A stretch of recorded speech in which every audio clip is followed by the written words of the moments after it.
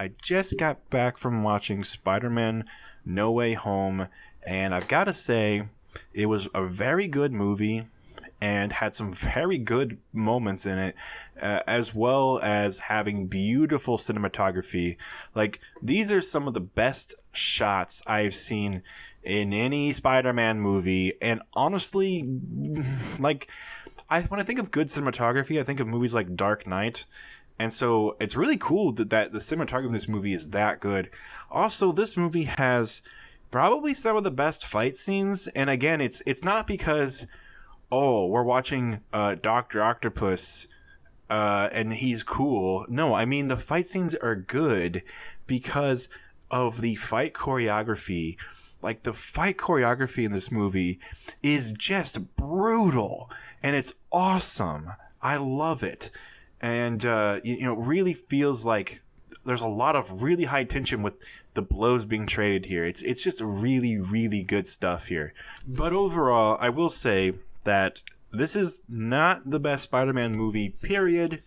As you guys know, if you've seen the trailers, like I already mentioned, Dr. Octopus is in this movie, and that shouldn't be considered a spoiler.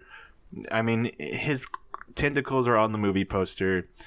If you've seen the trailer, you kind of know the premise of this movie, that there is characters from other Spider-Man universes, and now the Peter Parker, played by Tom Holland, has to deal with other villains from supposedly other movies. I mean, it's the same actors after all. And all I will say is that the premise execution was handled so good. I mean, I know a lot of people think that the big, dumb action fight sequences in Marvel movies are the best part. I personally think those are the worst parts, and I never care about those parts.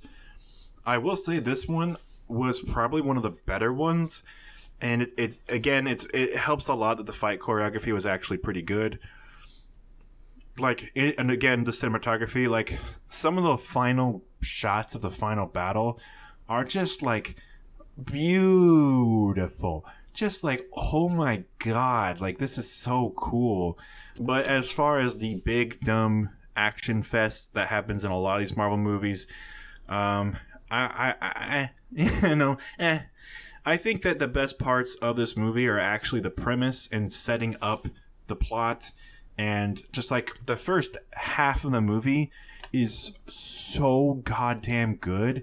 To be honest, I kind of just wanted the movie to keep going on the path it was going, the direction it was going. But there was some amazing moments that I just was like, I'm in love. And I know a lot of people really, really, really like the older Spider-Man movies. They don't like they like Andrew Garfield. Well, maybe they don't. They don't like Tom Holland. They like Tobey Maguire. And here's the thing. Tom Holland, Spider-Man, is it because he's a better actor? Well, yeah, probably. Tobey Maguire's not really that good of an actor. Is it because he's in the Marvel movies? Yeah, the Marvel movies are, like, better structured, A lot of it has to do with the fact that these are the newest of the movies and they have a lot to work with. But also, they're really leaning into the comic books way harder. A lot of people like to say that Tobey Maguire Spider-Man is way more accurate to the comics. No. Now, I'll give you this. It has Norman Osborn. It has Harry Osborn. It has Mary Jane. And Aunt May is older. And, yeah. Besides that, it doesn't have the same soul as the comics. These characters are only there in name only. Mary Jane, it doesn't really act like Mary Jane. In fact, Mary Jane is nothing like the Mary Jane in the comics. It's not even fucking close. Harry Osborn, again, the way that the friendship between Spider-Man and Harry is done is handled quite differently. Spider-Man and Harry, they're not like super goddamn amazing best buds forever. But in the movies, things are a little bit different. The thing about the Spider-Man comics is that when he's in high school, it is a bit of a little, like, teen drama thing. And when he's in college, the drama continues, but on, older scale. And that's the thing. Like, people don't realize that there's a lot of high school characters, and there's a lot of, like, friends and girls and mingling. Like, there's girls. Spider-Man's got girls all over him, you know? He's got multiple girls he's chasing after.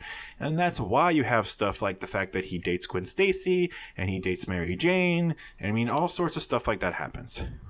Basically, what I'm saying is that Andrew Garfield is more accurate to Spider-Man than Tobey Maguire. And Tom Holland is the most accurate to Spider-Man. So it goes in reverse order, but for some reason people think that it goes Tobey Maguire and then Andrew and then Tom Holland, but actually they've been perfecting the formula. They have not been making it worse. They've been perfecting it. These characters are way more closer to the spirit of Peter Parker and Spider-Man. And while people think that the fact that Tony Stark invents all the gadgets for him takes away from Spider-Man, what they don't realize is that Peter Parker invented a bunch of gadgets, and he wore different spider suits and all sorts of weird stuff like that. These movies are not inaccurate. These movies are very much so what we like about Spider-Man. And the people who say, you know, the Tobey Maguire stuff is, well, that's because it came first, and that's what you're more into, I guess. But, you know, in my opinion, the only way I'm comparing those movies, the Tobey Maguire movies and the Tom Holland movies, is that I'm comparing them based on actual films. I'm comparing them based on, in their own universe, what is better and what's more fun to watch and blah, blah, blah, blah, blah. Yeah. Spider-Man 2 is good, but I don't think Spider-Man 1 or Spider-Man 3 is very good at all. I think Spider-Man 2 is good, though. But do I think Spider-Man 2 is a flawless movie?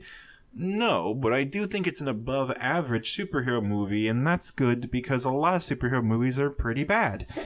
So, yeah, I think it's a pretty good superhero movie.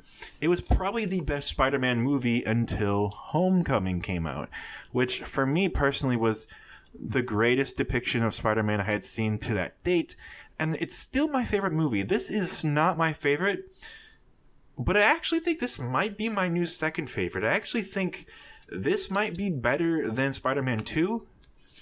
And, again, I'm not saying it because characters who are in the trailer are in this movie as well.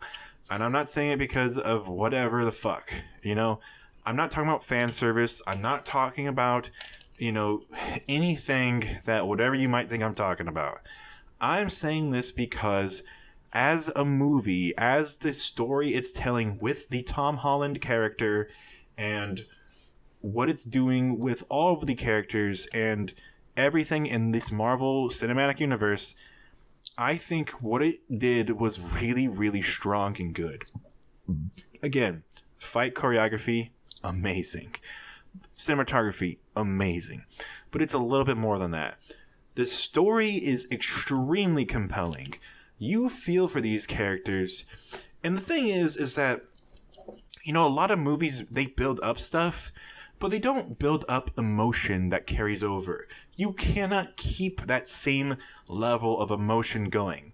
You know, for those of you who've seen Star Wars Episode 7 and Episode 8, you know what I'm talking about. In the movies, it's supposed to be as if a few minutes have gone by in between the end of 7 and the beginning of 8. But in reality, it doesn't feel like that at all. Because all the momentum and hype of Episode 7 is immediately killed and replaced. If I made a supercut where I took both Episode 7 and Episode 8 and mashed them together, removed the scene where it says Episode 8 and has the whole like space crawl where it says the plot going on, if I just edit it to where Rey hands Luke the lightsaber, and then Episode 8 starts right there, and Luke throws the lightsaber over his shoulder, and that's just where it fucking starts, it would feel really jarring because the movie takes a completely different tone. All of the emotional buildup from Episode 7 is gone, and the characters have new arcs to learn. This movie does that as well. It starts off, and again, the trailer already spoils this, guys. It starts off minutes after the Far From Home, the second movie. And it feels like its own movie. This movie doesn't... you could say, oh, well, all the emotional weight from the second movie and even the first movie with some aspects. They're all carrying over here. But you could also just enjoy the movie on its own, because the trials these characters have to go through and everything, it completely stands up on its own. And you care about these characters based off of this movie. Like, if you haven't seen any other Spider-Man movie, this is a strong movie. This movie really nails it. So if you haven't seen every single Spider-Man movie, it's okay. You don't really need to. But most of you have. Most of you have seen not just every Tom Holland movie, but you've seen every Spider-Man movie. You've seen the ones that feature Green Goblin and Dr. Octopus. You've seen... you've seen even the Marvel Avengers movies that Spider-Man's featured in, like Civil War and Infinity War and stuff. You've seen all of it, right? And those of you will get a huge appreciation out of it. But even those who haven't seen anything, this movie actually stands out on its own, and I think it's at its best when it's not referencing the other Spider-Man movies. I think the best moments and best scenes of this movie are in which it's not playing into trying to force a viral meme or recreating a viral meme or trying to do fan service and be like, and give people exactly what they want and make people cheer and clap and munch on their popcorn. I think the best moments of this movie are, like I said, all of its original ideas. And this movie really handles things in a way that I didn't see coming, and I'm really grateful for it. And so that's why I don't want to go into spoiler stuff. And so for some of you, you've already seen the movie, and you're probably like, well, I wish I knew what he was talking about. I'm going to ask you to actually use your brain and think about really what happened in the movie. And think about the twists, the turns. Think about the first half compared to the second half. Think about everything. And make your own goddamn opinion. I'm so tired of people... Tobey Maguire fans will do this thing where they just kind of repeat the same thing over and over to the point where people believe it. And I'm here to say, most of you guys are just making shit up. Everyone wants to say that Tobey Maguire is more accurate to the comics. It's not. Everyone wants to say Tobey Maguire is blah, blah, blah, blah, blah, blah, blah. It doesn't matter. Just make your own fucking opinion, please. And in my opinion, I think this is probably the second best one after Homecoming. Now, if you think that Spider-Man Homecoming is not the best movie, and I know a lot of people fucking hate that movie, some say it's the worst one. Those people probably think that Spider-Man 1 and 2 are better. But for those people who think Spider-Man 2 is the best movie, and for those of you who don't like Tom Holland at all, I don't really know how to rank this movie for you. I don't really know how to tell you that, but all I can say is that Spider-Man 2 is my second favorite. So if you don't like Spider-Man Homecoming and Spider-Man 2 is your favorite, then, again, this is me saying I think this is better than Spider-Man 2, but you guys might still think Spider-Man 2 is better than this, and that's fine. This movie definitely, like I said, it's best when it's being original and standing on its own two legs. Those moments are so good that even when I have criticisms with this movie, even when I have problems with this movie, those scenes are just so damn good that I have to look the other way, and I have to say this movie is best. This movie's better than a lot of them. And to be fair, Spider-Man 2, not a perfect movie, has tons of flaws. Spider-Man 3, not good at all. It's barely even watchable. Amazing Spider-Man, pretty good, but is it better than Spider-Man 2? I don't even know how to compare that movie to Spider-Man 1 even. I don't even know what I like more. A lot of people really just like hating on the Amazing Spider-Man stuff, and again, I think it's just because it was the awkward middle child. I don't think it quite really deserves it. I think the first movie's fine. Amazing Spider-Man 2 is like Spider-Man 3 levels of bad. Amazing Spider-Man 2 is just a shit show. But Amazing Spider-Man 2 and Spider-Man 3 are just we don't talk about that. Those are the movies that killed their franchises respectively. So this movie killed the Spider-Man Tom Holland franchise? No, not even close. This one is ending with a bang. And I gotta say, I'm pretty sure it's not even ending. There probably will be another Spider-Man movie, or at least he'll be in the Avengers, because, I mean, there's no reason why they can't keep going. The thing is, they even wanted to do a Spider-Man 4 with Tobey Maguire, and things just didn't work out. And it's because they wanted Sam Raimi. Sam Raimi wanted to do Spider-Man 4, but they wanted Raimi to do something new and do like a reboot, and so he just kind of left. And then they did a reboot, and a lot of people don't realize this, that it's still the same writers and people who did the Andrew Garfield stuff. It's just different director and different actor. But ultimately, I think the Tom Holland stuff is handled way, way better. And yes, I do think Tom Holland is a better actor than Tobey Maguire. Andrew Garfield is pretty good though. But I will say this. That's not why I like these movies more. I like them because the writers and the directors are doing a phenomenal job. I will say Far From Home is not as good as the first and third movie of the Tom Holland trilogy. Far From Home isn't as good. However, Far From Home is not a bad movie by any means. The stuff they did with Mysterio is fucking phenomenal. And yeah, I think that these are good movies. I think all three Tom Holland movies are good. But if I had to rank all the Spider-Man movies, I would probably say, it goes Spider-Man Homecoming, this new Spider-Man movie, Spider-Man No Way Home, then Spider-Man 2, the Tobey Maguire one, and then back to Far From Home, Tom Holland again, and then Spider-Man 1 with Tobey Maguire. Because, I don't know, it is probably because it's the first one, and it is enjoyable in certain ways. Really, William Dafoe's performance as Green Goblin is so good in that movie that's part of why I still think it's a good movie. Then it's probably Andrew Garfield's version of Spider-Man. Then it's probably Spider-Man 3, because it's terrible. And then Amazing Spider-Man 2, because it's insultingly terrible. There's nothing redeeming about it. You can't even make fun of it like you can make fun of the Tobey Maguire bad ones. So, yeah, overall, I just think the Tom Holland ones are just they're just really good. Are they masterpieces? Well, I almost said that word. None of them are masterpieces. None of them are masterpieces. And I've had to say, better superhero movies. People are like, oh, what's a better superhero movie than Spider-Man movies?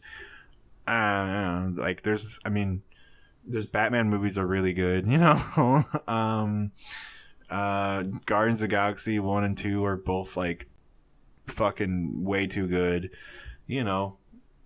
but Infinity War is really, really good, I don't know what to say. In fact, I really like Spider-Man in Infinity War, so it kind of counts as a Spider-Man movie because he's a main character in Infinity War. He's so important in Infinity War, and I love that. I love that the Guardians and Spider-Man are both really important in Infinity War, because the characters I like are Doctor Strange, Spider-Man, and the Guardians, and so the fact they get so much screen time in Infinity War and they drive Iron Man crazy is perfection for me. I love every bit of that. So that's what I'm into, but yeah, when it comes to the best of the best, yeah, I do think that Spider-Man Homecoming is really, really, I think it's the best one. I still think it's the best one, but I will say it would be really fun to watch all three of the Tom Holland movies back to back, 1, 2, and 3. I feel like there is something there. And I kind of want to do that whenever this comes out later. I don't own any of the Tom Holland ones, and they're not on Disney Plus, so I guess I have to buy them on Blu-ray. The only Spider-Man movie I have on Blu-ray is ironically Spider-Man 3. It came with my PS3, that's why. It came with my PS3 back in the day. But yeah, so it's the first Blu-ray I ever owned, actually, but just because it came with it. So yeah, I guess that's my review. My review is, if I had to give it a number score, I'd probably give it an 8 out of 10 or a 9 out of 10. I'd probably get an 8 out of 10. It's mostly just it's just really fun and enjoyable. there are some scenes though where like you really feel with the characters, you really connect with their emotions, and there is some sad moments in this movie. But you know what? For the most part, it's a really fun ride. It really feels like the comics more so than any other Spider-Man movie. This is probably the most comic booky. This is like the most golden age comic booky, silly superhero movie I've seen in a while, and it somehow is still grounded in some sort of reality that I really love. And here's the thing, when people complain about the Tom Holland Spider-Man and they bring up the Peter Parker that Tobey Maguire does and all this stupid shit, and like, this is, he does this, blah, blah, blah, blah. This movie, I feel like I was thinking about a lot of those criticisms in my head while watching this, and I was like, these guys have no fucking clue what they're talking about. These random Twitter people are just like inventing straw man arguments about movies. It's like they're inventing like the straw movie argument.